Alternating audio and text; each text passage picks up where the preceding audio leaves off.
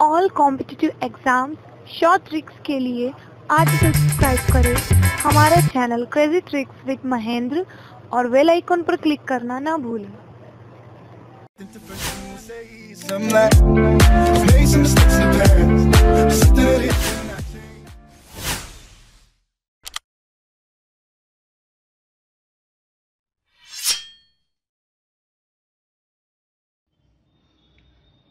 Hello my dear friends, कैसे हो आप सभी दोस्तों। तो दोस्तों, सबसे पहले तो मैं आपका हमारे इस यूट्यूब चैनल पे आपका स्वागत करता हूं। और दोस्तों, आज जो हम डिस्कस करने वाले हैं वो टॉपिक है हमारा प्रेसिडेंट, तब मीन्स हम राष्ट्रपति जी का जो पद होता है उस पर हम डिस्कस करेंगे। प्लस हम आज एक सी शॉर्ट ट्रिक के माध्यम से ये सभी प्रेसिडेंट के जो ईयर होते हैं कि कौन सा प्रेसिडेंट कब बने थे और कब से कब तक इनका कार्यकाल रहा, प्लस किसके बाद कौन पद पर आए, ये सारी चीज़ें मैं आपको एक बहुत ही अच्छी ट्रिक के माध्यम से मैं आपको बताऊंगा।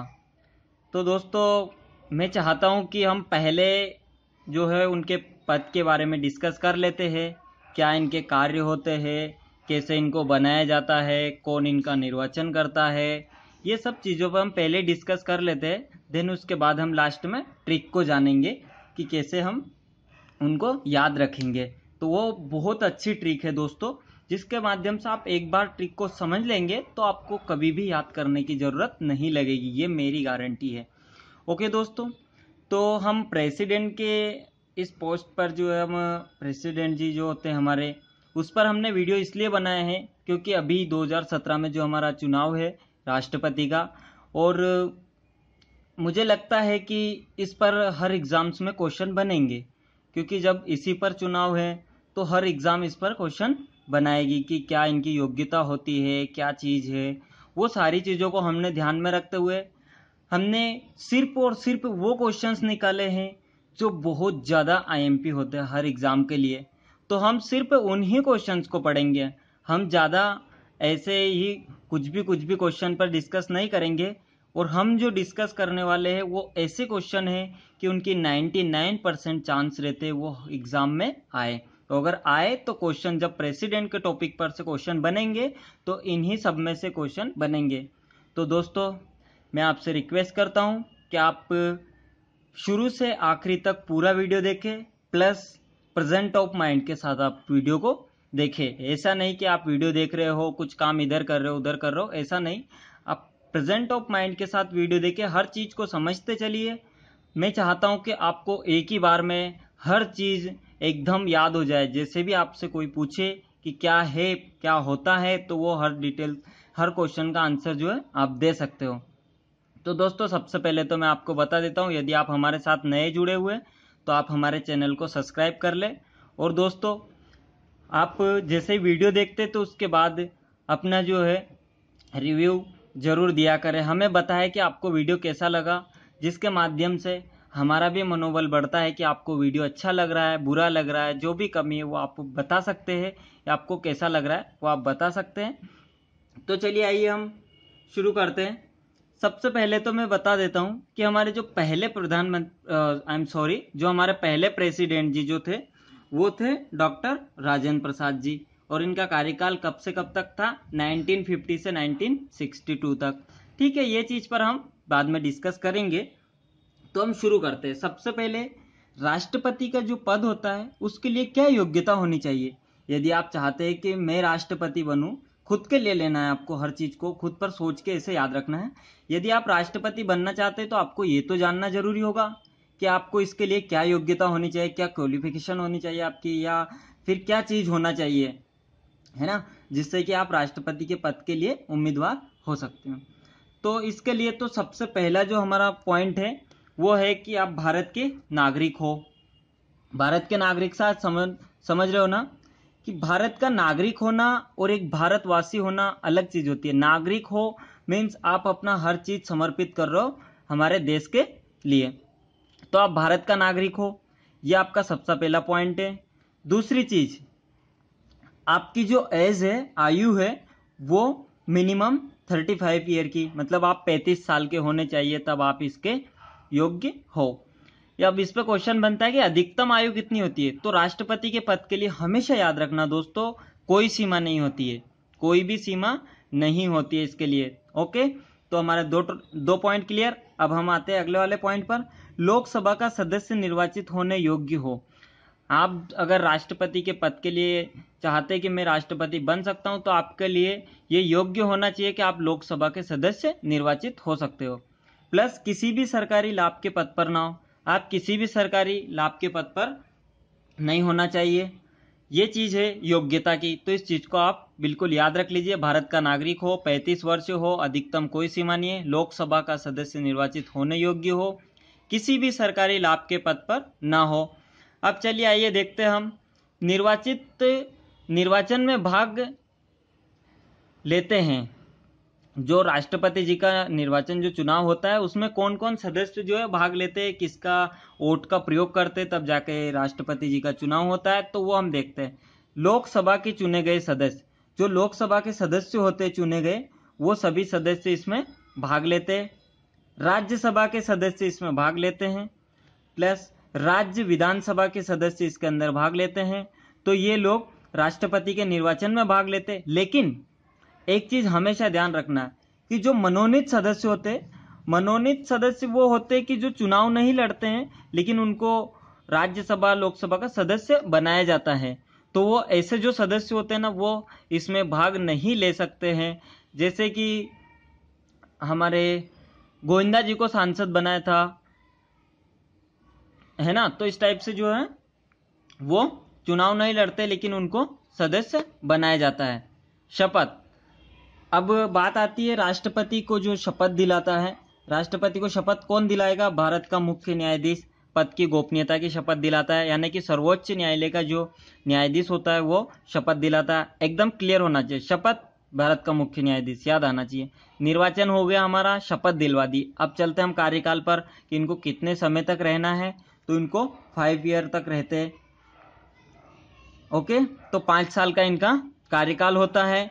और इसके अंदर एक और पॉइंट है कि जो हमारे राष्ट्रपति जी का जो पद होता है वो 2 बार भी बन सकते हैं, यानी कि अभी चुने गए, उसके बाद भी वो चुने जा सकते हैं।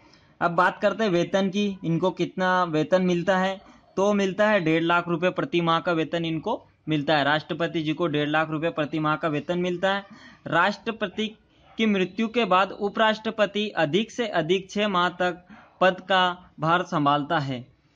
राष्ट्रपति जी की यदि मृत्यु हो जाती है या फिर किसी भी कारणवश राष्ट्रपति जी का जो है पोस्ट खाली होती है, तो ज्यादा से ज्यादा 6 महीने तक हमारे जो उपराष्ट्रपति जी है वो इस पद पर रह सकते हैं। मीन्स राष्ट्रपति का काम उपराष्ट्रपति जी कर सकते हैं, लेकिन 6 माह तक। चलिए अब देखते हैं, यदि राष्ट्रपति और उपराष्ट्रपति दोनों का पद खाली हो तब कौन करेगा? तो तब करेगा हमारे भारत का मुख्य न्यायाधीश, यानी कि सर्वोच्च न्यायालय का न्यायाधीश इस पद को संभालेगा। ठीक है दोस्तों, क्लियर है। और अब बात आती है राष्ट्रपति अपना त्यागपत्र किसे देता है? तो राष्ट्रपति अपना त्यागपत्र उपराष्ट्रपति को देता है। ये बहुत बार पूछा जाता है कि राष्ट्रपति अपना त्यागपत्र किसे देता है, तो ये उपराष्ट्रपति को देता है। एक्चुअल में हमें ये याद रह जाता है कि जब सर्वोच्च न्यायालय का मुख्य न्यायाधीश अगर शपथ दिलाता है तो उसको ही देता होगा, लेकिन ये आपके दिमाग से बिल्कुल निकाल दीजिए। इसके अंदर आएगा उपराष्ट्रपति को ही वो अपना त्यागपत्र। अब देखते हैं हम, भारत में कार्यपालिका का प्रधान राष्ट्रपति जी होता है। भारत के अंदर जो कार्यपालिका है उसका प्रधान कौन होता है? राष्ट्रपति होता है। ये एकदम आपको क्लियर करना है ये चीजें, और ये बहुत ज्यादा आईएमपी पॉइंट से लिखे हुए हैं हमने। ऐसा नहीं है कि कुछ भी कचरा आपको हम बता रहे, ऐसा बिल्कुल नहीं है। ये बहुत ज्यादा आईएमपी पॉइंट से, इसको आपको याद रखना ही है। भारत में कार्यपालिका का प्रधान कौन होता है? राष्ट्रपति होता है। संघ की कार्यपालिका शक्ति किसके अंदर निहित होती है? तो होती है हमारे राष्ट्रपति के अंदर। संघ की कार्यपालिका की शक्ति राष्ट्रपति में निहित होती है। ओके, राष्ट्रपति के निर्वाचन संबंधी विवादों का निर्णय उच्च न्यायालय करता है। यदि देखिए ये वाला पॉइंट क्या है कि यदि राष्ट्रपति का जो निर्वाचन हो रहा है, अगर उसमें कोई सा भी विवाद होता है, कुछ भी लड़ाई होती है, तो वह निर्णय कौन करेगा? उच्च न्यायालय, जो हमारा है उच्च न्यायालय, वो करेगा। अब हम देखते हैं इनके कार्य क्या क्या होते हैं। सभी दशाओं में मृत्युदंड समाधान की शक्ति राष्ट्रपति में निहित होती है। मीन्स क्या होता है कि राष्ट्रपति जी जो होते हैं वो किसी की भी जो यदि फांसी की सजा भी दी गई है तो उसको रुकवा सकते हैं, ठीक है। लेकिन उसके लिए भी कुछ रूल्स रेगुलेशन होते हैं। ऐसा नहीं कि किसी को भी फांसी हो गई और अगर वो राष्ट्रपति जी के भतीजे हैं तो उनकी जाके फांसी रुकवा दी, ऐसा बिल्कुल नहीं होता है। लेकिन हाँ, उनके पास ये चीज की शक्ति होती है कि वो मृत्युदंड को भी रुकवा सकते हैं। आइए देखते हैं अब आगे। वित्त आयोग का गठन, वित्त आयोग का गठन कौन करता है? तो भी हमारे राष्ट्रपति जी करते हैं। ये चीज भी एकदम क्लियर होना चाहिए, इसमें हम कंफ्यूज हो जाते हैं। वित्त आयोग आ रहा है, मैं भी आ रहा, प्रधानमंत्री हो सकता है, लेकिन ऐसा नहीं है, ये राष्ट्रपति ही होते हैं। संसद का सत्र कौन बुलाता है? संसद का सत्र राष्ट्रपति जी बुलाते हैं, ये भी क्लियर होना चाहिए। अब बात आती है तीनों सेनाओं का प्रमुख कौन होता है? तो तीनों सेनाओं का जो प्रमुख होता है, मेन होता है, वो राष्ट्रपति होता है। चलिए देखते हैं। भारत सरकार के सभी कार्य राष्ट्रपति के नाम किए जाते हैं। मीन्स अगर कोई सी भी योजना आ रही, कुछ भी आ रही, तो उस पर जो मेन साइन रहेंगे वो राष्ट्रपति जी के रहेंगे और हर कार्य राष्ट्रपति जी से पूछकर किया जाता है। तो जो भी कार्य होते हैं वो राष्ट्रपति जी के नाम पर होते हैं। ओके, क्लियर है। अब देखते हैं हम, राष्ट्रपति उच्चतम या उच्च न्यायालयों के न्यायाधीशों के से परामर्श कर सकता है। देखिए क्या होता है कि जो उच्चतम या उच्च न्यायालय के जो मुख्य न्यायाधीश होते हैं ना, उनमें अगर किसी भी चीज पर अगर डिस्कस चल रही है, कोई सा भी केस है, तो उस केस से रिलेटेड परामर्श राष्ट्रपति जी कर सकता है, प्रधानमंत्री जी भी नहीं कर सकते। नॉर्मल ऐसे बात कर सकते हैं, लेकिन अगर कुछ भी टॉपिक चल रहा है और उस टॉपिक से रिलेटेड अगर बात करना है तो वो सिर्फ और सिर्फ राष्ट्रपति जी कर सकते हैं, ना कि प्रधानमंत्री। ये किसी के पास शक्ति नहीं होती है, ओनली ऑन राष्ट्रपति जी के पास ये शक्ति होती है कि वो उच्च न्यायालय और उच्चतम न्यायालय के न्यायाधीशों से बात कर सकते हैं उस टॉपिक पर, ना कि ऐसे ही। ओके, अब देखते हैं संसद का जो संयुक्त अधिवेशन कब बुलाया जाता है। संसद का जो संयुक्त अधिवेशन अगर बुला रहे हैं हमारे राष्ट्रपति जी, तो क्यों बुला रहे है ना? तो वो होता है सबसे पहले एक सदन द्वारा पारित दूसरा सदन रद्द कर दे। अगर किसी एक सदन ने किसी भी चीज को पारित किया, उनने किसी भी अध्यादेश को पारित किया और दूसरा सदन अगर रद्द करता है, तो उस कंडीशन में भी राष्ट्रपति जी जो संसद का संयुक्त अधिवेशन बुलाते हैं। एक सदन द्वारा पारित विधेयक में प्रस्तावित संशोधन दूसरे सदन द्वारा स्वीकार ना किया जाए, मीन्स अस्वीकार कर दे, तब भी बुला सकते हैं। एक सदन द्वारा विधेयक की प्राप्ति के 6 माह तक कोई कार्यवाही ना की जाए। अगर कोई भी सदन कुछ भी दे रहा है, अध्यादेश दे रहा है दूसरे सदन को, अगर वो 6 माह तक भी उसके ऊपर कोई भी कार्यवाही नहीं करता है, उन्होंने कहा हाँ रखा रहने दो भैया, तो तब वो राष्ट्रपति जी जो है अधिवेशन परिस्थितियों में संयुक्त अधिवेशन बुला सकते हैं। अब देखते हैं हम नेक्स्ट वाले क्वेश्चन को क्या है। एक विधेयक जो संसद में प्रस्तुत किया जा सकता है वह राष्ट्रपति के सिग्नेचर के अधिनियम बन जाता है। देखिए क्या होता है, इस पर भी हम डिस्कस करते हैं कि यदि किसी भी चीज के लिए कोई सा भी विधेयक जो पास किया है, लोकसभा ने पास कर दिया और राज्यसभा ने पास कर दिया, मीन संसद में जो प्रस्तुत किया जा सकता है, अगर उसको पास करके संसद में प्रस्तुत कर रहे हैं, अगर उस पर राष्ट्रपति जी अगर सिग्नेचर कर देते तो वो अधिनियम बन जाता है। तो राष्ट्रपति जी के सिग्नेचर के बाद विधेयक क्या हो जाता है? अधिनियम में परिवर्तित हो जाता है। अब देखते हैं, धन विधेयक राष्ट्रपति की अनुमति से ही संसद में प्रस्तुत किया जाता है। ये वाला पॉइंट भी बहुत ज्यादा इंपॉर्टेंट है, इसको याद रखना आप। भारत के राष्ट्रपति का प्रावधान संविधान के अनुच्छेद 52 में है। 52 के अंदर राष्ट्रपति के पद का प्रावधान आपको देखने को मिलेगा, आप चाहे तो पढ़ सकते। हम देख रहे हैं और भी कुछ कार्य है उनके। विदेशों के लिए भारतीय राजदूतों की नियुक्ति कौन करता है? तो वो भी हमारे राष्ट्रपति जी करते हैं, एवं भारत में विदेशों के राजदूतों की नियुक्ति का अनुमोदन भी राष्ट्रपति जी करते हैं। ये चीज एकदम आपको क्लियर होना चाहिए। अब देखते हैं, दूसरे देशों के साथ कोई भी समझौता या संधि राष्ट्रपति के नाम से ही की जाती है। अगर किसी भी अदर कंट्री से आप किसी भी दूसरे देश से कोई भी समझौता कर रहे हो या संधि कर रहे हो तो राष्ट्रपति के नाम से की जाती है। क्लियर है। अब देखते हैं हम कुछ मेन चीजें जो कि बहुत ज्यादा इंपॉर्टेंट है। राष्ट्रपति भवन का डिजाइन, जो हमारा राष्ट्रपति भवन है न्यू दिल्ली में, उसका जो डिजाइन किया है वो किसने किया है? तो किया है ब्रिटिश वास्तुकार एडविन लुटियंस। याद रखिएगा, ब्रिटिश वास्तुकार एडविन लुटियंस। मीन्स आपको ऐसा याद रखना है कि डिजाइन जब बना था तो बहुत पहले की बात है, जब जो है ब्रिटिश वगैरह के शासन था। तो ऐसा याद रखना है कि ब्रिटिश एडविन लुटियंस द्वारा इसका डिजाइन किया गया था। वर्ष 1950 तक राष्ट्रपति भवन को वायसराय हाउस कहा जाता है। तो ये बहुत ज्यादा बार पूछा जाता है एग्जामों में, वायसराय हाउस किसे कहा जाता था? तो वो हमारे राष्ट्रपति भवन को कहा जाता था। कब तक कहा जाता था? तो 1950 तक कहा जाता था। भारत के राष्ट्रपति भवन में रहते हैं, जो कि कहाँ पर है? ये नई दिल्ली में है, और इसे रायसीना हिल के नाम से भी जानते हैं। ये बहुत कम लोग जानते हैं कि इसको रायसीना हिल भी बोलते हैं, और आजकल हमें ऐसी चीजें पढ़ना है कि जो कोई नहीं जानता है वो हम जानेंगे। तो क्या है, राष्ट्रपति भवन को किस नाम से जाना जाता है? एक और, रायसीना हिल। याद रखिएगा दोस्तों, रायसीना हिल के नाम से। हम इस पर एक बार और डिस्कस कर लेते हैं। भवन का डिजाइन किसने किया? भवन का डिजाइन किया दोस्तों ब्रिटिश वास्तुकार एडविन लुटियंस ने। 1950 तक राष्ट्रपति भवन को किस नाम से जानते थे? बताइए किस नाम से जानते थे? वो है वायसराय हाउस। ओके, क्लियर है। भारत के राष्ट्रपति कहाँ पर रहते हैं? तो राष्ट्रपति भवन में रहते हैं। राष्ट्रपति भवन कहाँ है? न्यू दिल्ली के अंदर है। इसे एक और किस नाम से जाना जाता है? तो रायसीना हिल, इस नाम से इनको जानते हैं। भारत के वह कौन से राष्ट्रपति है जो कि निर्विरोध चुने गए थे? मीन्स इनके टाइम पे चुनाव नहीं हुआ था। वो है नीलम संजीव रेड्डी। नीलम संजीव रेड्डी जो थे हमारे, वो निर्विरोध चुने गए थे। और उनका कार्यकाल कब से कब तक था? 1977 से 82 तक नीलम संजीव रेड्डी जी का कार्यकाल था।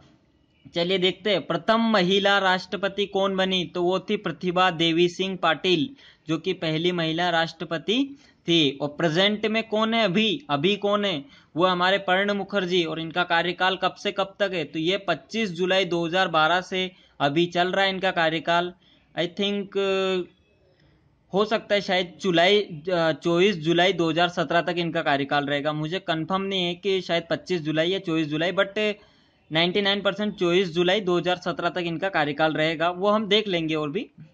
ओके, अब आपातकाल की जो घोषणा करते हैं राष्ट्रपति जी, वो किस अनुच्छेद में उसका लिखा हुआ है, किस आर्टिकल के तहत करते हैं?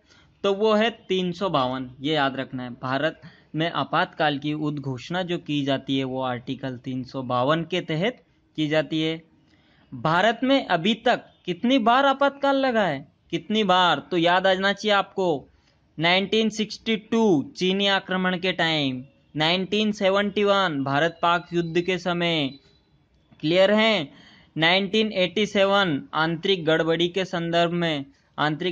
संदर्भ में भी 1987 में जो है वो राष्ट्रीय आपातकाल लगाया गया था। 1971 में भारत पाकिस्तान युद्ध, 1962 चीनी आक्रमण के टाइम पर, और इस टाइम पे हमारी 1962 में तीसरी पंचवर्षीय योजनाएं चल रही थी, वो भी याद रखना है हमें।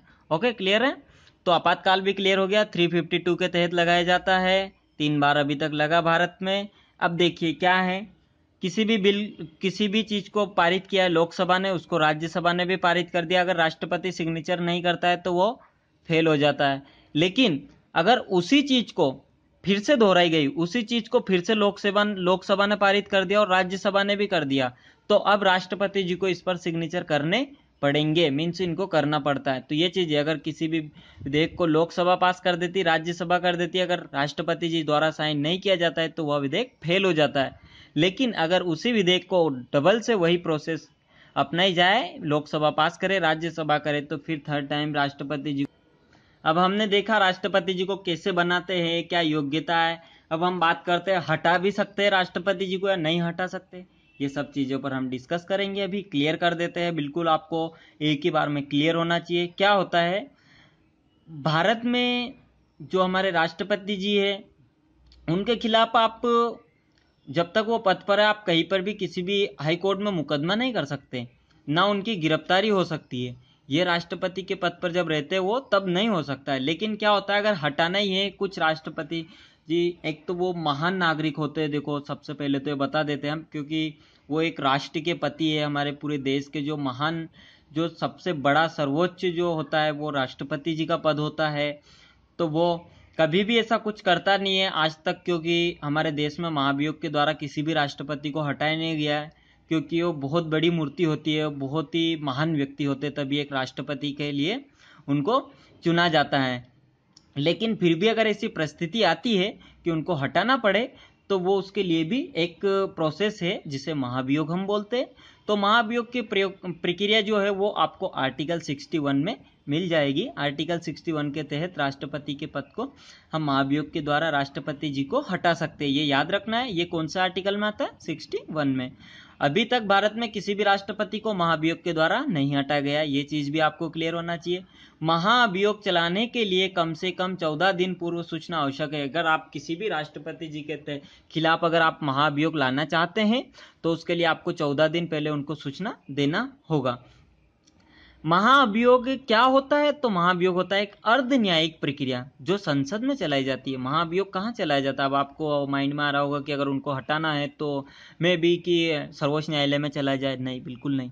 ये एक अर्ध न्यायिक प्रक्रिया है और ये संसद में चलाई जाती है। ये आपको क्लियर होना चाहिए। इसके अंदर जो है हमारे लोकसभा के सदस्य, लोकसभा भाग ले सकती है, राज्यसभा ले सकती है, लेकिन राज्य विधानसभा भाग नहीं ले सकती है। राज्य विधानसभा जो है चुनाव में भाग लेती है लेकिन महाभियोग के समय भाग नहीं लेती है। इस पर बहुत बार क्वेश्चन बना है कि क्या राज्य विधानसभा राज्य के महाभियोग में भाग ले सकती है कि नहीं। तो हमारे माइंड में क्लिक होता है कि जब चुनाव में ले सकती है तो इसमें क्यों नहीं, लेकिन इसके अंदर नहीं ले सकती है। ये चीज आपको एकदम क्लियर होना चाहिए। ओके दोस्तों, चलिए आइए देखते हैं हम आगे क्या है। और इसके अंदर कार्यकाल के दौरान राष्ट्रपति के विरुद्ध किसी भी न्यायालय में मुकदमा नहीं चलाया जा सकता है। आ गई ना बात? राष्ट्रपति के जो पद पर जब तक राष्ट्रपति जी है उनके खिलाफ किसी भी न्यायालय में मुकदमा आप नहीं चला सकते हैं। ओके, पद के दौरान आप उनको गिरफ्तार नहीं कर सकते हैं। अगर राष्ट्रपति जी के पद पर है तो उनको आप गिरफ्तार नहीं कर सकते हैं। और देख लेते हैं हम कि जो हमारे भारत के 11वें नंबर के जो राष्ट्रपति जी थे डॉक्टर एपीजे अब्दुल कलाम, जिनको मिसाइल मैन की संज्ञा दी गई थी। क्या संज्ञा दी गई थी इनको? मिसाइल मैन की संज्ञा दी गई थी। और संसद के लिए जो राष्ट्रपति का अभिभाषण होता है वो केंद्रीय मंत्रिमंडल तैयार करता है। संसद के अंदर राष्ट्रपति का जो अभिभाषण होता है वो केंद्रीय मंत्रिमंडल तैयार करता है। ओके दोस्तों, क्लियर है? और भी कुछ चीजें देख लेते हैं, क्योंकि वास्तविक कार्यपालिका शक्ति केंद्रीय मंडल में होती है। वास्तविक कार्यपालिका की जो शक्ति है वो केंद्रीय मंडल में होती है। इसी कारण से जो है अभिभाषण केंद्रीय मंत्रिमंडल तैयार करता है। ओके दोस्तों, क्लियर है? अब हम बात करते हैं हमारी ट्रिक पर कि क्या ट्रिक है। वो ट्रिक हम देख लेते हैं कैसे हम पद को याद रखेंगे। ओके दोस्तों, चलिए आइए देखते हैं अब हमारी ट्रिक। ये हमारी ट्रिक है। आपको याद क्या रखना है इसके अंदर वो मैं आपको बता देता हूं। इसके अंदर आपको देखना है, यहां पर लिखा हुआ है राजू की राधा जाकर गिरी फखरुद्दीन रेड्डी की जेल में। फखरुद्दीन रेड्डी की जेल में राजू जो था उसकी राधा थी वो जाकर के गिर गई। भैया कहां पर गिरी? फखरुद्दीन रेड्डी की जेल में। तब रामा शंकर नारायण की कलम से निकली प्रतिभा प्रणव की। ये चीज याद रखना है। ट्रिक कुछ नहीं, आप एकदम ऐसा याद रख सकते हैं। नॉर्मली अगर 1 से 2 बार आप पढ़ेंगे और आप एक बार अपने पास नोट डाउन कर लो तो आपको बिल्कुल ये क्लियर हो जाएगी। बिल्कुल भी ये टफ नहीं है, इसको लोड लेके नहीं याद रखना है। एक कहानी की तरह याद रखना है। राजू की राधा थी और जाकर गिर गई फखरुद्दीन रेड्डी की जेल में। तब रामाशंकर नारायण की कलम से निकल गई प्रतिभा प्रणव की। क्लियर है? अब इसको कैसे याद रखेंगे हम? राजू की राधा, तो R4 ये हमारा फर्स्ट जो हमारे प्रेसिडेंट साहब थे वो थे डॉक्टर राजेंद्र प्रसाद जी।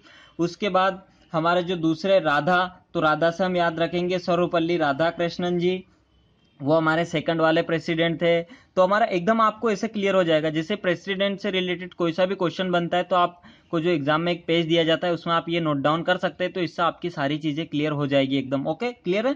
तो चलिए देखते हैं। ये राजू से हमारा हो गया डॉक्टर राजेंद्र प्रसाद, देन उसके बाद राधा से हो गया सर्वपल्ली राधाकृष्ण।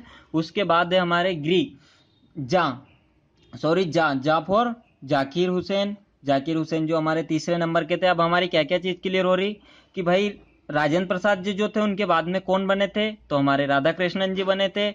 जाकिर हुसैन थे, उनसे पहले कौन बने थे, तो हमारे राधा कृष्ण जी बने थे। राधा कृष्णन की कौन से नंबर के थे, तो सेकंड नंबर के थे। एकदम क्लियर है ना। सिर्फ आपको इतनी सी चीज याद रखना है जिसके अंदर आपकी सारी चीजें क्लियर हो जाएगी। ओके दोस्तों, तो प्लीज मेरी रिक्वेस्ट है आपसे कि आप इस चीज को याद रख ले, आपको क्लियर हो जाएगी। आपको ऐसे पोस्ट पर बहुत बार पूछा जाता है कि किसके बाद कौन थे, जैसे अभी की जो हमारे एपीजे अब्दुल कलाम जी जो थे वो कौन से नंबर के थे, तो वो 11वें नंबर के थे। ये चीजें हमें याद रखने के लिए ये बहुत ज्यादा इंपॉर्टेंट है। ज्यादा से ज्यादा 2-2.5 लाइन है, कुछ ज्यादा है नहीं। अब देखते हैं, राजू की राधा जाकर गिरी, गिरी से हमारा क्या आ जाएगा, वीवी गिरी। ये हमारे चौथे नंबर के थे, 4th नंबर के। वीवी गिरी के बाद हमारा है फखरुद्दीन अली अहमद साहब, ये हमारे 5वें नंबर के राष्ट्रपति जी थे। उसके बाद हमारे 6 नंबर पे आते हैं नीलम कुमार संजीव रेड्डी। संजीव रेड्डी जो थे वो हमारे निर्विरोध चुने गए थे।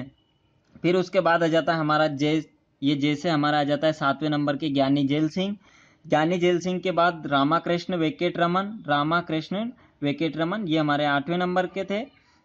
उसके बाद आ जाएगा हमारा शंकर से शंकर दयाल शर्मा, शंकर दयाल शर्मा।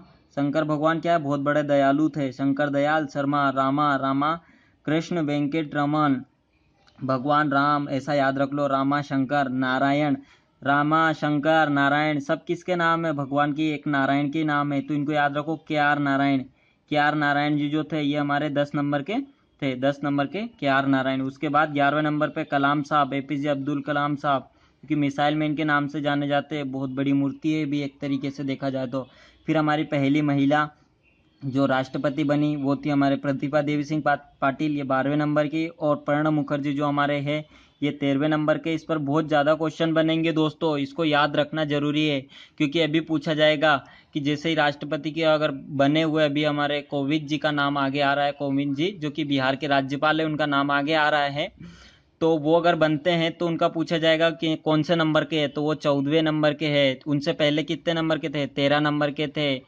और ये पूछा गया आपसे कि ज्ञानी जेल सिंह जी जो थे वो कौन से नंबर के प्रेसिडेंट थे, तो 7वें नंबर के थे। क्लियर है। अब देखते हैं हम ईयर की बात करते हैं। ईयर की हमारी ट्रिक है 1950 के बाद 1252, उसके बाद 55555। ओके, सिर्फ ये चीज को आपको याद रखना है। 1252 क्या है, 1252 55 55 55 क्या होता है 1950, ये तो सभी को याद है, सभी को। 1950 से 62 तक सिर्फ हमारे डॉक्टर राजेंद्र प्रसाद जी जो थे, जो कि 2 बार प्रेसिडेंट बने, 2 बार प्रेसिडेंट बने। वो कौन थे, सिर्फ एक डॉक्टर राजेंद्र प्रसाद जी। 1950 से ये 62 तक हमारे राष्ट्रपति बने। उसके बाद आए 50 के बाद क्या करना है हमें, सॉरी 62 के बाद, 62 जो था उसके बाद 1962 से मैं कर देता हूं 12 हो गया, 12 हमने ऐड किया, 50 में 12 ऐड कर दिया। उसके बाद हम लेंगे 5 को, तो 62 + 5 67। क्लियर है। अब 67 के बाद लेंगे हम 1967। 1967 के बाद जो हमारे आएंगे आगे वाले, उसमें क्या है हमारा 12 52, 52 में हम क्या लेंगे अब 2, तो 2 को हम ऐड करेंगे, तो 67 + 2 69। क्लियर है ना आपको। ये चीज हमें देखता चलना है कि क्या ट्रिक है हमारी, सिर्फ और सिर्फ यहीं तक याद रखना है। उसके बाद तो आप खुद लिख सकते हैं। 1969, 69 के बाद हमारा आ जाएगा 5 ईयर 55 55, तो अब डायरेक्ट 5 ऐड करते जाओ इसमें। 74 1969 से 1974, देन उसके बाद 1974, 1974 में हम अगर 5 ऐड करेंगे तो हमारा हो जाएगा 1974, है ना 1974। ओके दोस्तों, तो 50 52 53, एक और है यहाँ पर 53। ओके, तो ये 5 ईयर हो गए। अब इसके बाद इसमें 3 ईयर को हम प्लस करेंगे, तो 74 के बाद हमारा 77 आ जाएगा।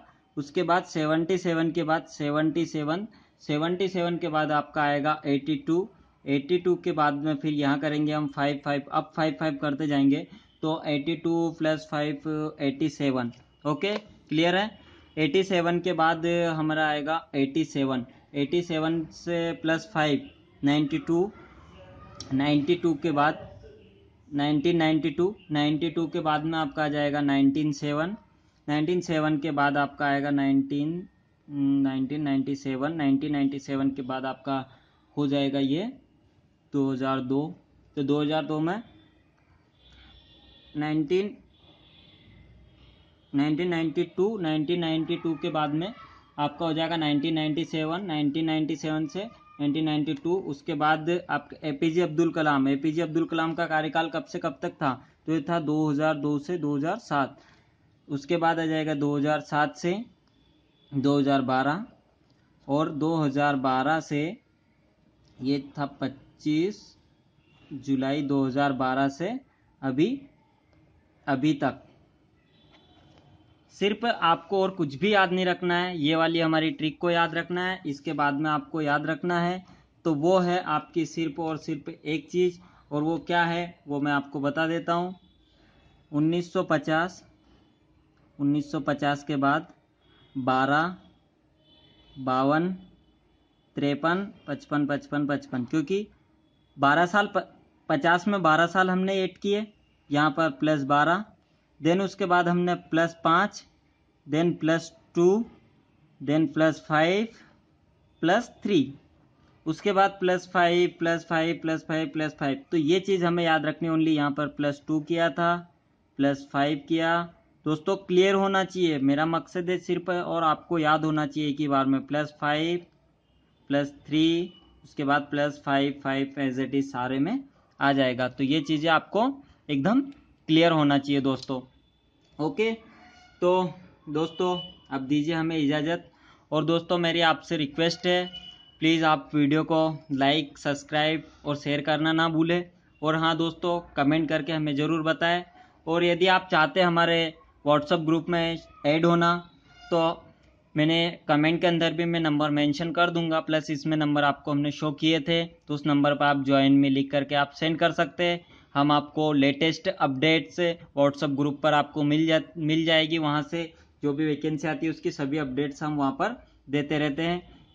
Thanks for watching, thank you so much दोस्तों। मिलते हैं हम नेक्स्ट वीडियो में। Thank you.